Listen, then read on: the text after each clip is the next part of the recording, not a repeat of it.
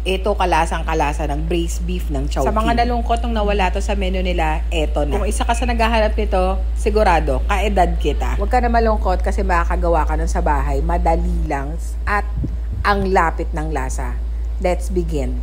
I-brown muna natin yung 1.5 kilo ng baka. Add some salt and pepper para madali buhay, non-stick pan gamitin. Then, panggisa ayusin natin. 1 bulb minced garlic, 1 teaspoon minced ginger, 2 medium sliced onion. Yung baka magtutubig yan, kaya naka-high heat to. Pag nag-brown na siya, remove nyo na and set aside. Mag-isa na tayo hanggang brown siya. Wala akong mantika nung ginawa ko to, pero okay lang yan. You may add more oil and then add your beef. Add water, papalambutan na. 1/4 cup soy sauce and mirin, 2 tablespoon oyster sauce, 2 tablespoon liquid seasoning, 2 pieces star anise and 2 pieces laurel. Palambutan nyo na and do the veggies. Cube lang natin yung carrots. Medyo matagal palambutan yung baka ha. Pag malambot na, lagay nyo na yung carrots. Cover nyo ulit to cook the veggies and add more water if needed. Add 2 tablespoon of sugar. Then add your slurry and simmer. Pag okay na kayo sa texture, you're done. Serve nyo na on top of rice. Damihan nyo yung sauce kasi ang sarap niyan. Pagkain mo, Chowking. Follow me for more. See you!